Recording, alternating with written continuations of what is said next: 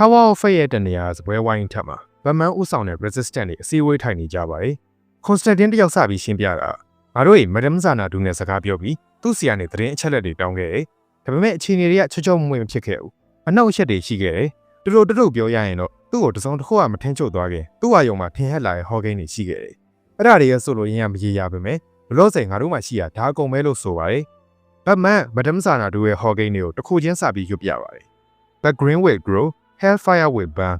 အစမ်းရောင်ကြီးထွားမယ်။အရဲမီလောင်ကျွမ်းမယ်။အစမ်းရောင်ဆိုတာ something ကိုရည်ညွှန်းတာဖြစ်ပြီးအရဲမီဆိုတာကတော့စိုးဝါးရေးဖြစ်နိုင်ခြေအများကြီးရှိကြောင်း Constantine ရှင်းပြပါတယ်။ A dead man will fall and dead man will rise, souls will be lost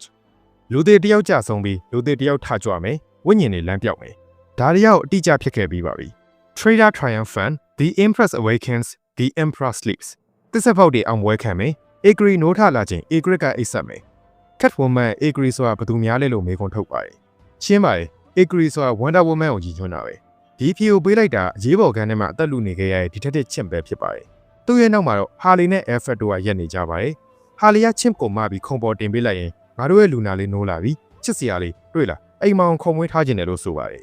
Constantine ကစုံတော့လို့ပင်လေတမျှလို့ဖြစ်သွားပေမဲ့မင်းပြန်ကောင်းလာဝမ်းသာပါတယ်လို့ပြောပါတယ် Chimp ကတော့ Constantine ကိုချင်းနဲ့အကြည့်နဲ့ကြည့်ရင်ဒီဆွနိုးဝဲပြီးရင်မင်းနဲ့ကစင်းရှင်းစရာရှိရလို့ဆိုပါတယ်အိပ်ပျော်နေတဲ့ Agri ဆိုတာ Wonder Woman ပဲသူက Batman တို့ဖက် Fortress of Solitude ကိုဝင်စီးရဲ့အချိန်ကလေးကကိုမှဝင်နေခဲ့ရလို့ Chimp ကအားလုံးကိုရှင်းပြပါတယ်ဆက်ပြီး Chimp က Themyscira မှာရှိရဲ့ငါးရဲ့ထောက်လန်းရေးအချက်လက်တွေရသူဒီလိုအိပ်ပျော်နေတာတဘာဝမကြောက်ဘူးအဲ့ဒါငါ့ကိုလက်ချက်လားလို့မေးပါတယ်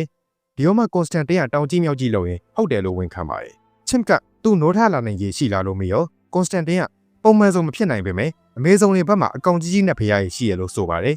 အဲ့ဒီအချိန်မှာပဲ Constantine နောက်ကနေ Dr. Fate တယောက်ဘွားကနေပေါ်လာပြီးမကြခင်တွေးဆုံမှုတစ်ခုဖြစ်တော့မယ်လို့သတိပေးပါတယ်ရုတ်တရက်ပေါ်လာတဲ့ Dr. Fate ကြောင့် Constantine တယောက်အလန့်တကြားဖြစ်သွားပြီးဟစ်ကောင်ဟိုမှာတကားရှိရဲ့တကားခောက်ရင်ခောက်လမ်းလျှောက်ဝင်အနည်းဆုံးတော့တော်စကားမပြောခင်ချောင်းလျောဟန်ပြကွာလို့ရန်တွေးပါတယ်ဒေါက်တာဖိတ်ကအဲ့ဒီအတွက်အချိန်မရှိဘူးမကြခင်မှာစိတ်တစားဝိညာဉ်တစ်ကောင်နဲ့လူစိမ်းတစ်ယောက်တွေးဆုံကြအောင်မယ်လို့ဆိုပါတယ်ကွန်စတန်တင်းကစိတ်တစားဝိညာဉ်နဲ့လူစိမ်းနဲ့အချိန်မရှိဘူးသာပြောတယ်မင်းရဲ့ဟိုမရောက်ဒီမရောက်စကားရဲ့အတိတ်ပဲကိုငါတို့ကရှာဖွေဖော်ထုတ်ရအောင်မလားလို့မေးပါတယ်ချင်ကောက်ဆုံတောက်ပြီး Phantom Stranger နဲ့ Spectra ကိုထိတ်တိုက်တွေ့ရမှာလားလို့ဒေါက်တာဖိတ်ကိုမေးခွန်းထုတ်ပါတယ်ဒေါက်တာဖိတ်ကအမှန်ပဲလို့အဖြေပေးပါတယ်ဇထနာဒါအခွင့်ရေးပဲSpectra ရဲ့အာယုံတခြားနေရာစီရောက်နေအောင်ငါတို့လှုပ်ရှားရမယ်လို့ပြောပါတယ်။ဗတ်မန်ကတော့ Agri အိတ်ဆက်မယ်ဆိုရဲ Hawking ကိုခတ်တိုးရေရွတ်လိုက်ပါတယ်။ Chimp က Constantine မင်း Wonder Woman ကိုအိပ်ပြောင်းဘယ်လိုလုပ်လိုက်တာလဲမသိပေမဲ့အဲ့လိုစွမ်းမျိုးထပ်သုံးနိုင်မလားလို့မေးပါတယ်။ Constantine က Wonder Woman ပေါ်ငါသုံးလိုက်တဲ့စွမ်းဟာအော်ပညာထက်ကိုကျော်လွန်တဲ့အရာပဲ။ဒါကိုနောက်ထပ်တစ်ချိန်မှထပ်သုံးလို့ရမှာ။အခွင့်အရေးတစ်ချိန်ပဲရှိမယ်။ပြစ်မှတ်စီကိုအနီးကပ်ရောက်အောင်သွားရမယ်လို့ရှင်းပြပါတယ်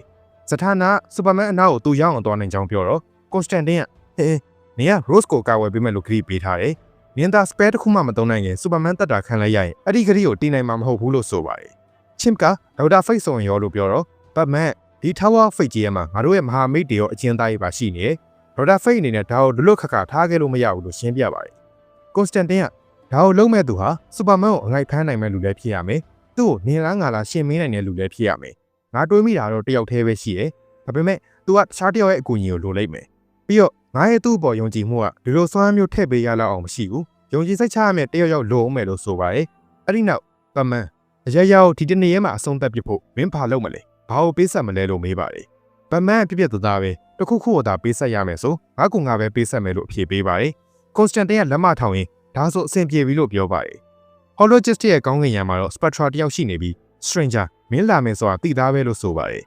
Phantom Stranger ငါနဲ့ခဏတော့လမ်းလျှောက်ပါလား Spectra လို့ပြောတဲ့အခါ Spectra ငါတို့ကိုစောင့်ရှောက်ပေးနေရတယ်လို့ဆိုပါတယ်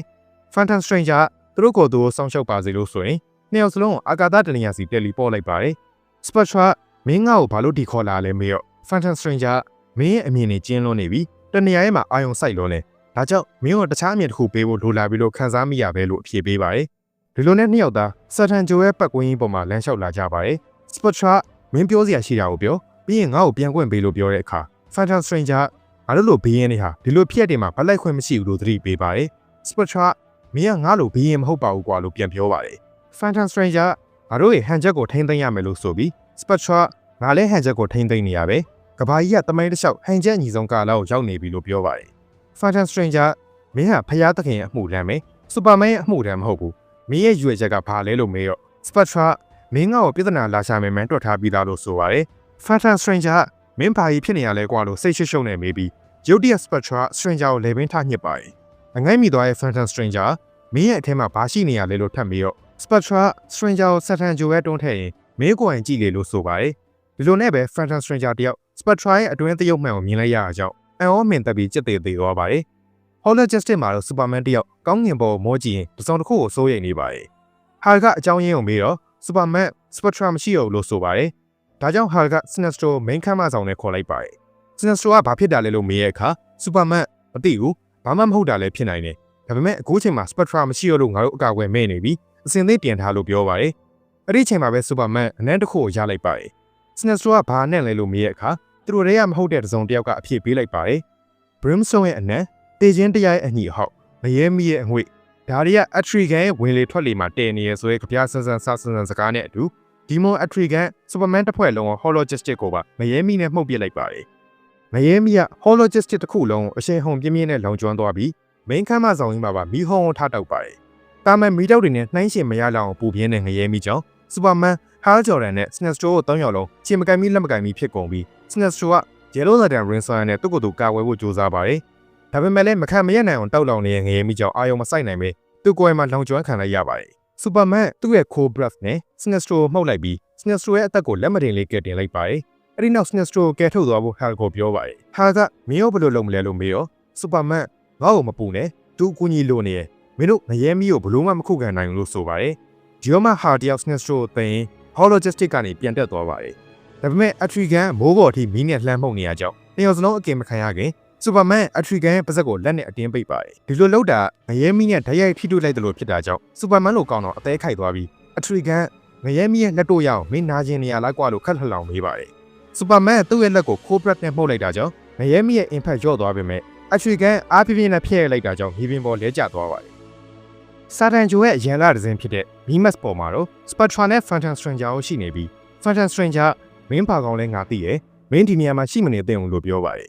Spectra ငါလည်းမင်းဘသူလဲသိရဲ့ Stranger ဘယ်သူမှမသိရဲ့အရာကိုငါသိရဲ့မင်းထာဝရအသက်ရှင်နေပြီးအရာရာကိုကြည့်အောင်ကြည့်နေဖို့ဘာကြောင့်ကျင်းစာအတိုက်ခံခဲ့ရလဲဆိုတာရောမင်းလုပ်ခဲ့တဲ့လုပ်ရက်တွေအပြင်မင်းရဲ့နာမည်အရင်ကပါငါသိရဲ့လို့ဆိုပါတယ်အဲ့ဒီနောက်ဘယ်သူမှမသိရဲ့ Phantom Stranger ရဲ့နာမည်ရင်းကိုတိုးလေးရေရွတ်လိုက်ပါတယ်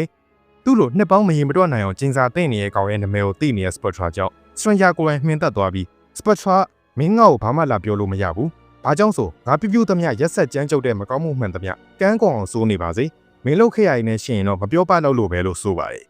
်ရုတ်တရက် Spectra တစုံတစ်ခုကိုသတိရသွားပြီးကဘာမှာ Superman တိုက်ခိုက်ခံနေရပြီလို့ရေရွတ်ပါတယ်အဲ့ဒီနောက်ကဘာပေါ်ချက်ချင်းပြန်သွားဖို့ပြင်ပါတယ်ဒါပေမဲ့ Phantom Stranger Spectra ရဲ့ဝေယုံစားကိုဆွဲကင်လိုက်ပြီးဟင်းမင်းတရားနေဘယ်တော့အခါမှမတော်ရဘူးလို့ပြောပါတယ် Spectra လွတ်ဆန်းဟိတ်ကောင်မင်းငါဘာလဲသိနေရပဲငါ့ကိုတားနိုင်မမြင်ထင်နေရလားလို့မျိုးမထုတ်တဲ့အခါ Phantom Stranger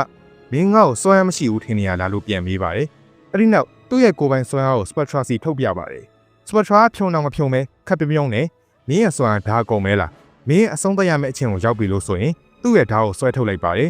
Phantom Stranger ငါဟာ Phantom Stranger ပဲငါဟာထာဝရပဲလို့ပြောတဲ့အခါ Spectra မဟုတ်တ